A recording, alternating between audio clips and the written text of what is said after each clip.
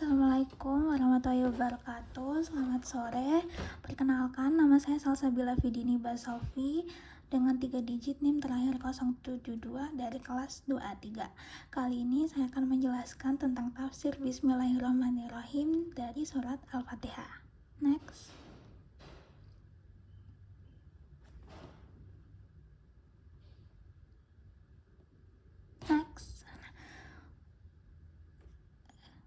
Pendahuluan.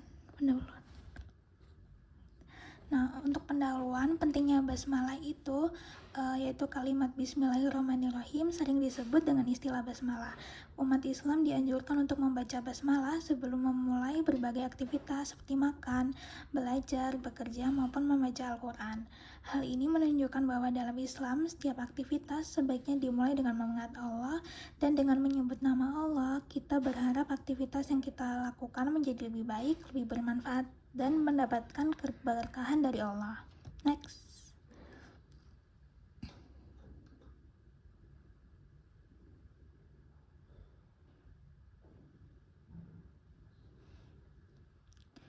Selanjutnya, mengapa basmalah penting untuk dipelajari?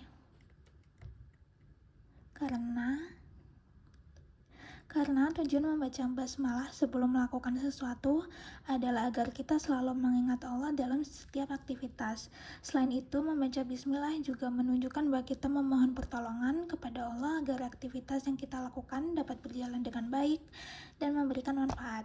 Dalam ajaran Islam sendiri, sesuatu yang dimulai dengan menyebut nama Allah akan mendapatkan keberkahan. Keberkahan ini dapat berupa kemudahan dalam pekerjaan, manfaat yang lebih besar, serta kebaikan yang terus bertambah dalam kehidupan kita. Next. Selanjutnya, keutamaan membaca basmalah yaitu dapat mendatangkan keberkahan dalam setiap pekerjaan yang dilakukan, dapat mengingatkan kita bahwa segala sesuatu yang terjadi atas kehendak dan pertolongan Allah. Membaca bismillah juga dapat mengurangi gangguan setan karena menyebut nama Allah, kita berada dalam perlindungannya. Keutamaannya juga membantu menumbuhkan rasa tawakal dan ketergantungan kepada Allah, mengajarkan manusia untuk bersikap rendah hati dan tidak sombong, membuat hati lebih tenang dan fokus dalam melakukan suatu pekerjaan. Next. Nah, makna dari kata bismillah sendiri itu berarti dengan nama Allah. Ketika kita mengucapkan bismillah sebelum melakukan sesuatu, sebenarnya kita sedang menyatakan bahwa kita melakukan pekerjaan tersebut dengan memohon bantuan dari pertolongan Allah. Hal ini menunjukkan bahwa manusia adalah makhluk yang lemah dan membutuhkan pertolongan dari Allah dalam segala hal. Next. Selanjutnya, untuk makna lafaz Allah, kata Allah adalah nama khusus bagi Tuhan yang menciptakan alam semesta. Nama ini menunjukkan bahwa hanya Allah yang memiliki kekuasaan mutlak atas seluruh makhluknya. Dengan menyebut nama Allah dalam basmalah, kita diingatkan bahwa hanya kepada Allah kita menyembah dan hanya kepadanya kita memohon pertolongan. Next. Selanjutnya, untuk makna Ar-Rahman atau yang berarti yang Maha Pengasih. Rahmat Allah sebagai Ar-Rahman bersifat sangat luas dan diberikan kepada seluruh makhluk hidup tanpa membedakan. Contohnya adalah nikmat kehidupan, kesehatan, udara, air, dan berbagai rezeki yang Allah berikan kepada manusia maupun makhluk lainnya. Next.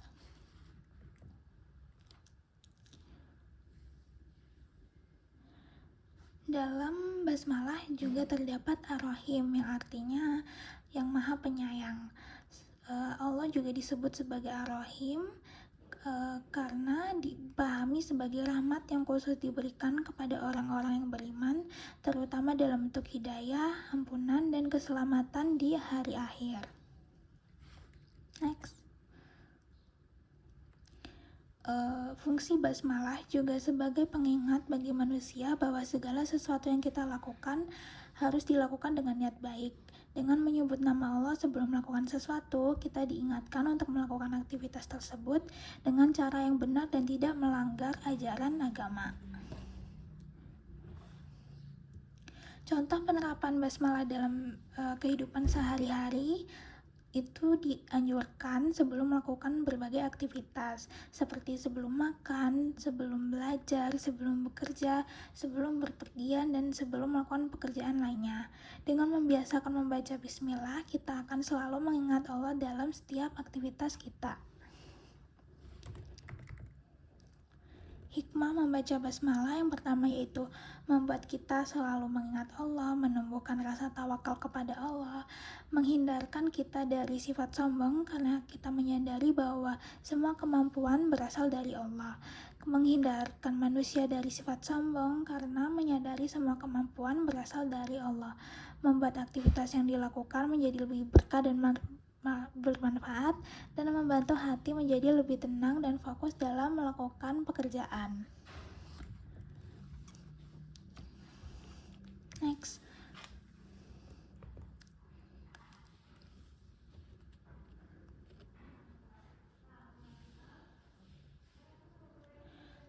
Membaca Bismillahirrahmanirrahim Membaca Bismillahirrahmanirrahim sebelum membaca surat Al-Fatihah pada sholat juga mengingatkan kita bahwa sholat bukan hanya sekedar gerakan atau bacaan, tapi juga merupakan bentuk penghambaan kepada Allah. Dengan menyebut nama Allah di awal, kita menyiapkan hati dan pikiran agar lebih fokus dan khusyuk dalam melaksanakan ibadah. Basmalah juga mengajarkan kita bahwa setiap ibadah yang kita lakukan seharusnya dimulai dengan niat yang tulus karena Allah. Ketika mengucapkan bismillah, kita menyadari bahwa ibadah tersebut dilakukan semata-mata untuk mendekatkan diri kepada Allah dan mengharapkan ridhonya.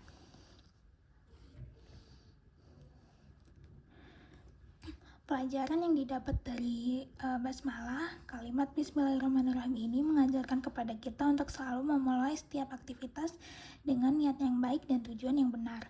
Dengan menyebut nama Allah di awal, kita diingatkan agar setiap pekerjaan yang kita lakukan tidak hanya bertujuan untuk kepentingan dunia semata, tetapi juga sebagai bentuk ibadah kepada Allah. Basmalah juga mengajarkan sikap rendah hati kepada manusia. Ketika kita menyebut nama Allah sebelum melakukan sesuatu, kita menyadari bahwa keberhasilan suatu pekerjaan bukan hanya karena kemampuan kita sendiri, tapi juga karena pertolongan dari izin Allah. Mengingatkan kita tentang betapa besarnya rahmat dan kasih sayang Allah kepada seluruh makhluknya.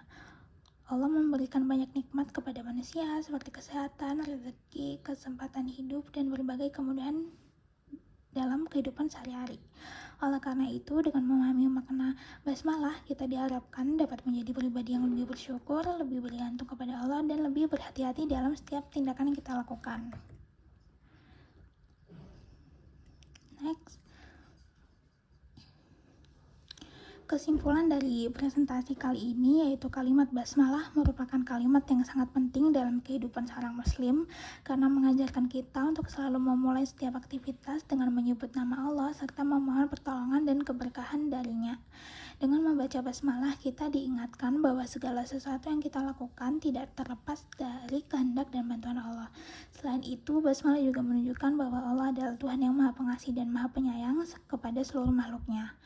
Oleh karena itu, dengan memahami makna Bismillahirrahmanirrahim, kita diharapkan tidak hanya sekadar mengucapkan, tapi juga menghayati maknanya dalam kehidupan sehari-hari, sehingga setiap aktivitas yang kita lakukan menjadi lebih bernilai dan penuh keberkahan.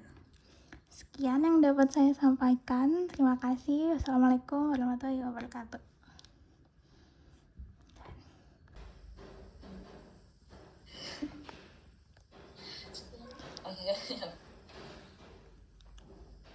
Assalamualaikum warahmatullahi wabarakatuh. Selamat sore teman-teman semua. Perkenalkan, nama saya Salsabila Anissa Damayanti dengan digit takhir 030. Jadi di sore kali ini saya akan menjelaskan tentang tafsir Al-Fatihah yang keempat, yaitu Ar-Rahman Ar-Rahim. Jadi pembahasannya, Ar-Rahman Ar-Rahim itu dipecah atau diturunkan dari kata rahmah. Rahmah artinya menginginkan kebaikan kepada orang yang dirahmati, walaupun dengan ekspresi yang menyedihkan. Contohnya, kita dikasih masalah bertubi-tubi seperti sesuatu yang tidak menyenangkan bagi kita, justru itu kebaikan bagi kita, karena dengan masalah itu Allah berkehendak supaya kita mempunyai sifat rahmah. Contoh rahmat Allah itu, yang pertama, Allah kadang mengasihi kita sesuatu yang tidak kita sukai, tetapi itu justru baik untuk kita. Yang kedua, memerintah anak, tetapi anak itu sering melanggar dan membuat perasaan kita atau perasaan seorang orang tua tidak nyaman atau marah. Lalu yang ketiga, dicaci maki oleh orang, tetapi di balik itu ada kebaikan, seperti kita diminta untuk menjaga lisan agar kita tidak menyakiti orang lain.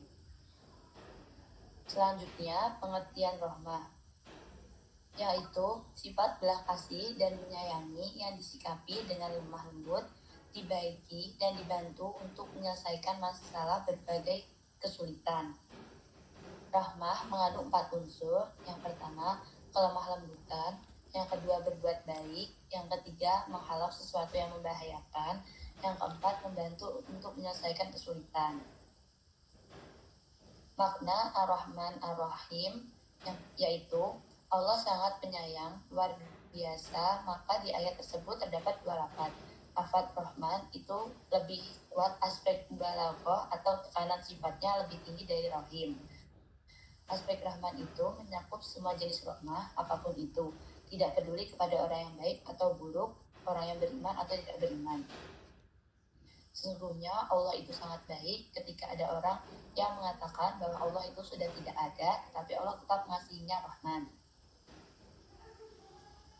Perbedaan Rahman dan Rahim, yaitu Rahman adalah sifat rahmat yang diberikan oleh Allah di dunia maupun di akhirat, diberikan kepada orang mukmin ataupun kafir. Sedangkan Rahim adalah sifat Allah yang khusus diberikan kepada orang yang beriman di akhirat. Jadi kesimpulan pada pembahasan yang saya bahas itu, dari pembahasan yang telah dipaparkan dapat disimpulkan bahwa Ar-Rahman dan Ar-Rahim berasal dari kata rahmah yang berarti kasih sayang Allah kepada makhluknya. Rahman tidak hanya beberapa hal yang menyenangkan, tetapi juga bisa hadir dalam bentuk ujian yang mengandung kebaikan dan hikmah. Rahman memiliki unsur kelembutan, kebaikan, pencegahan dari keburukan, serta bantuan dalam menghadapi kesulitan. Hal ini menunjukkan bahwa kasih sayang Allah mencakup seluruh aspek kehidupan manusia. Perbedaan antara Ar-Rahman dan Ar-Rahim terletak pada cakupan dan kekhususannya. Ar-Rahman adalah kasih sayang Allah yang bersifat umum, diberikan kepada semua makhluk, baik mukmin maupun kafir, serta berlaku di dunia dan akhirat. Sedangkan Ar-Rahim adalah kasih sayang yang bersifat khusus yang diberikan kepada orang-orang beriman, terutama di akhirat. Dengan demikian, segala yang terjadi dalam kehidupan merupakan bagian dari rahmat Allah yang memiliki tujuan kebaikan bagi manusia, baik secara umum maupun khusus sesuai dengan keimanan masing-masing. Terima kasih. Apakah dari teman-teman ada yang mau bertanya?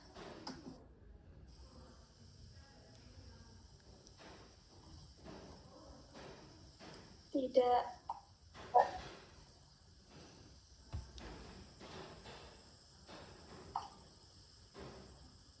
Baik, kalau tidak ada pertanyaan dari teman. Assalamualaikum warahmatullahi wabarakatuh. Perkenalkan, saya Widya Maulida Rahma dengan NIM digit terakhir 066. Pada kesempatan kali ini saya akan membahas ayat Iyyaka na'budu wa iyyaka nasta'in dalam surat Al-Fatihah. Next.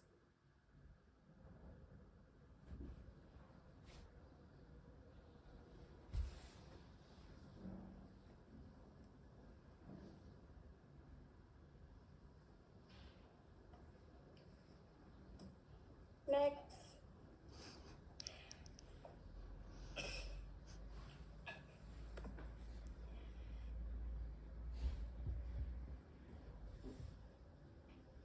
Ayat Iyyaka na'budu wa iyyaka nasta'in artinya hanya kepadamu kami menyembah dan meminta pertolongan.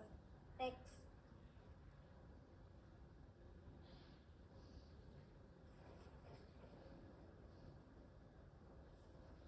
Ayat Iyyaka na'budu wa iyyaka nasta'in merupakan bagian dari surat Al-Fatihah yang sangat sering kita baca, bahkan minimal 17 kali dalam sehari saat sholat.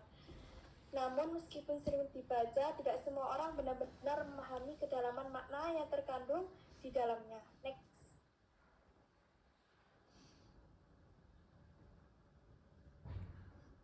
Next.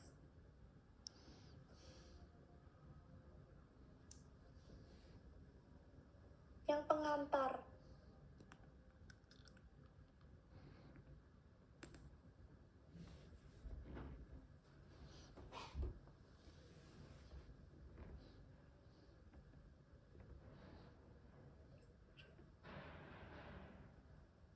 Next. Oleh karena itu, penting bagi kita untuk membaca makna ayat ini secara lebih dalam, bukan hanya sekedar membacanya. Para ulama menjelaskan bahwa ayat ini adalah intisari seluruh ajaran Islam.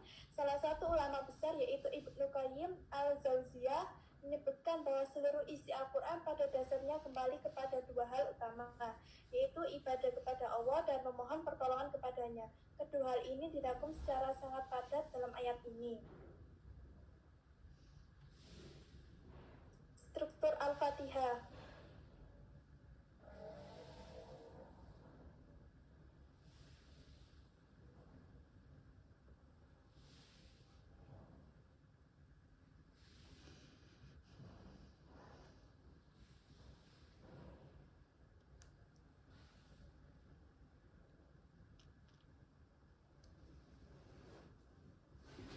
Struktur Al-Fatihah.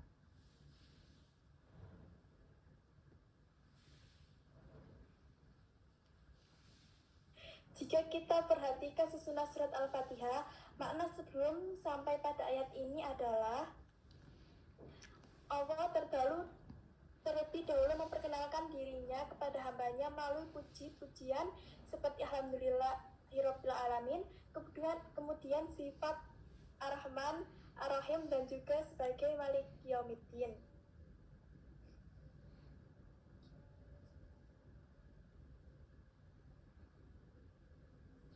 Setelah seseorang hamba mengenal siapa Tuhannya, barulah ia diajak untuk membuat sebuah komitmen atau ikrar, yaitu iyyaka na'budu wa iyyaka nasta'in, janji kepada Allah.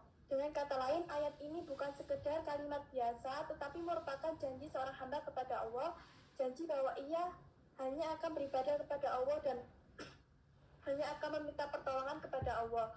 Oleh karena itu, ayat ini memiliki konsekuensi yang sangat besar dalam kehidupan sehari-hari. Makna iyaka. Kalau kita masuk ke dalam analis bahasa, kata iyaka yang artinya hanya kepadamu diletakkan di awal kalimat. Dalam bahasa Arab, susunan seperti ini menunjukkan pembatasan dan penegasan. Seakan-akan kita mengatakan, ya Allah, hanya kepadamu saja kami beribadah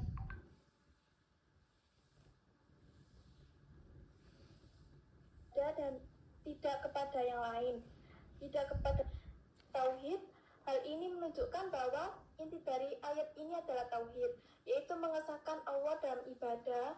Tauhid bukan hanya sekedar percaya bahwa Allah itu ada, tetapi benar-benar menjadikan Allah sebagai satu-satunya tujuan dan hidup. Arti na'budu kemudian digunakan kata na'budu yang berarti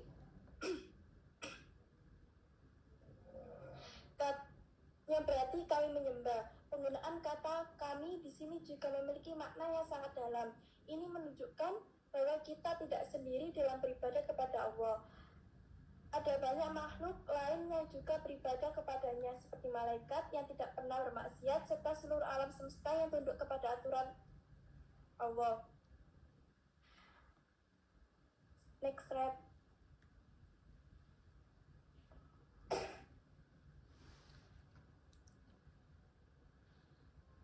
Hakikat ibadah. Selanjutnya kita masuk kepada makna ibadah itu sendiri. Banyak orang mengira bahwa ibadah hanya sebatas pada sholat, puasa, atau zakat. Padahal para ulama menjelaskan bahwa ibadah mencakup segala sesuatu yang dicintai dan diridhoi oleh Allah, baik berupa perkataan maupun perbuatan, baik yang tampak maupun tersembunyi. Namun, agar lebih mudah dipahami, ibadah dapat diringkas dari 3 unsur utama, yaitu cinta, rasa, rasa rendah diri, dan ketaatan. Seseorang tidak bisa dikatakan beribadah dengan benar jika hanya memiliki salah satu dari ketiga unsur ini. Next, ketidaksempurnaan ibadah. Misalnya, jika seseorang mencintai Allah tetapi tidak mau taat kepada perintahnya, maka itu belum disebut ibadah. Sebaliknya, jika seseorang taat tetapi tidak memiliki rasa cinta kepada Allah, maka ibadahnya akan terasa kering dan hanya menjadi rutinitas tanpa makna. Begitu juga jika seseorang tidak memiliki rasa rendah diri, maka ia bisa jatuh ke dalam kesombongan, merasa lebih baik dari orang lain. Next, contoh kehidupan. Hal ini bukan hanya teori, tapi sangat sering terjadi dalam kehidupan kita sehari-hari.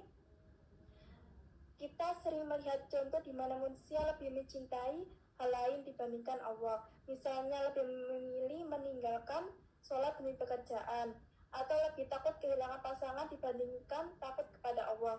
Ini menunjukkan bahwa kecintaan kepada Allah belum menjadi yang paling utama dalam hati. Next,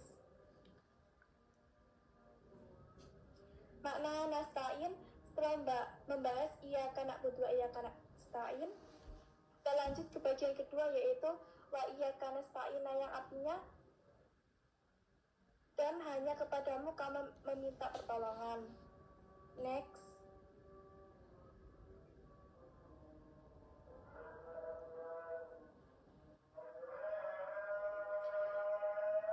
ayat ini mengajarkan bahwa selain beribadah, kita juga harus menggantungkan harapan dan pertolongan hanya kepada Allah dalam kehidupan ini.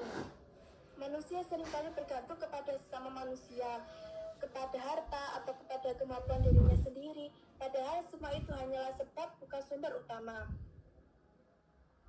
Next, usaha dan tawakal. Islam tidak melarang kita untuk berusaha, bahkan kita diperintahkan untuk bekerja, belajar, dan berikhtiar.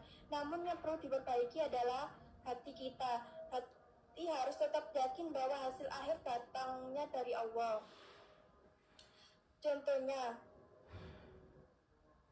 ketika kita menghadapi ujian, kita tentu harus belajar dengan sungguh-sungguh.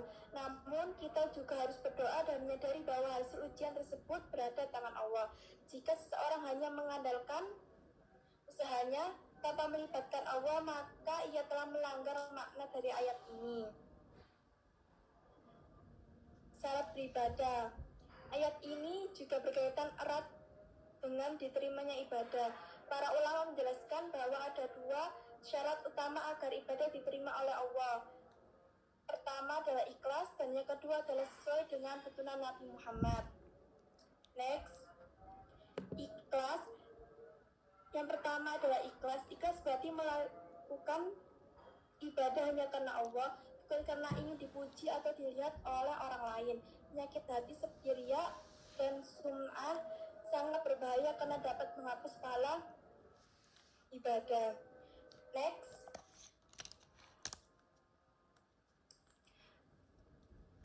sesuai sunnah. Sedangkan syarat kedua adalah mengikuti tuntunan Nabi. Artinya kita tidak boleh membuat ibadah sendiri. Semua ibadah harus sesuai dengan ajaran yang telah dicontohkan. Next, ada 4 golongan. Dari sini para ulama membagi manusia menjadi 4 golongan dalam beribadah. Yang pertama, orang yang ikhlas dan benar. Inilah golongan yang diterima amalnya. Yang kedua, orang yang tidak ikhlas dan tidak benar. Ini adalah golongan yang paling merugi. Yang ketiga, orang yang ikhlas tapi caranya salah. Dan keempat, orang yang caranya benar tapi tidak ikhlas. 3 golongan terakhir ini amalannya tidak diterima oleh Allah. Next, muhasabah. Yang terakhir, ayat ini seharusnya menjadi bahan muhasabah bagi kita semua. Kita perlu bertanya kepada diri sendiri, apakah selama ini kita benar-benar hanya beribadah kepada Allah? Apakah kita benar-benar hanya bergantung kepada Allah? Atau sebenarnya hati kita masih bergantung pada hal-hal lain? Next, jika seseorang merasa hidupnya penuh kegelisahan, sering khawatir atau mudah putus asa. Bisa jadi hal tersebut terjadi karena ia belum benar dalam memahami dan mengamalkan ayat ini dalam kehidupannya. Hatinya masih bergantung pada selain Allah, sehingga ketika sesuatu tidak berjalan sesuai harapan, ia mudah goyah dan kehilangan arah. Sebaliknya, orang yang benar-benar memahami dan mengamalkan ayat ini akan memiliki hati yang jauh lebih tenang. Ia tidak mudah gelisah karena ia yakin bahwa segala sesuatu yang terjadi berada dalam kendali Allah dan semua yang Allah tetapkan pasti memiliki hikmah di dalamnya, meskipun terkadang tidak langsung terlihat oleh manusia. Inilah yang membedakan antara orang yang hanya membaca ayat ini dengan orang yang benar-benar menghidupkan dalam kehidupan sehari-hari. Dengan demikian, ayat Iyyaka na'budu wa iyyaka nasta'in bukan hanya sekedar bacaan dalam sholat yang diulang setiap hari, tetapi merupakan prinsip hidup yang harus benar-benar diterapkan dalam setiap aspek kehidupan. Ayat ini mengajarkan kita tentang tauhid, keikhlasan dan beribadah, ketaatan kepada Allah serta ketergantungan penuh hanya kepadanya dalam segala keadaan. Sekian dari saya. Apakah ada pertanyaan?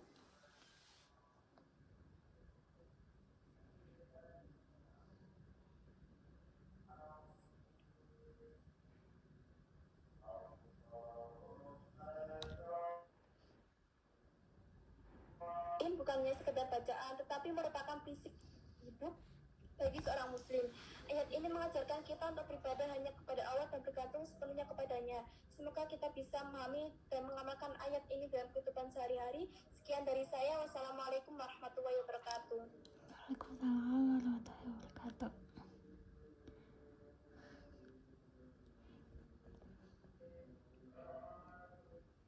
Aku lambat ya baca ya. Soalnya gak sepiro apa sih.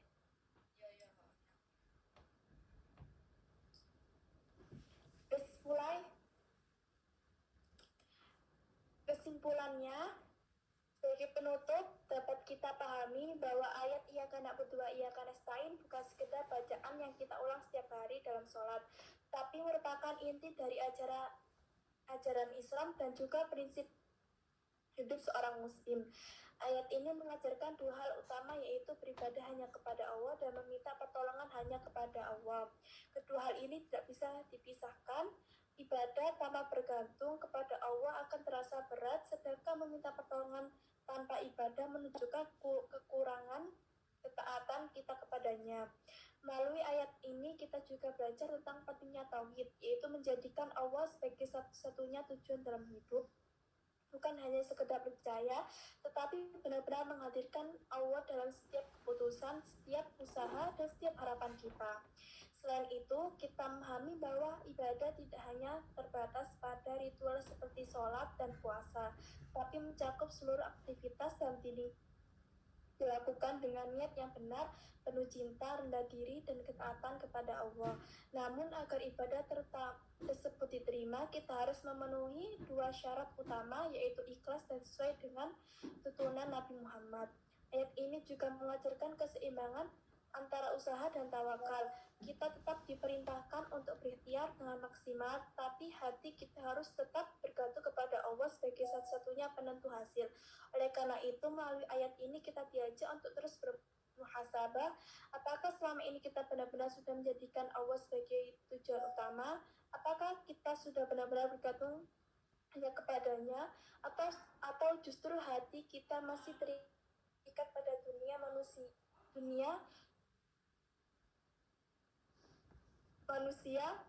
dan hal-hal lainnya. Pada akhirnya, orang yang benar-benar memahami dan mengamalkan ayat ini akan memiliki hati yang lebih tenang, tidak mudah gelisah, dan lebih kuat dalam menghadapi ujian hidup. Karena ini yakin bahwa semua yang terjadi berada dalam ketetapan Allah dan mengandung hikmah. Semoga setelah memahami ayat ini kita tidak hanya membacanya dalam sholat, tapi juga mampu mengamalkan dalam kehidupan sehari-hari. Wassalamualaikum warahmatullahi wabarakatuh. Gak bohong, panas.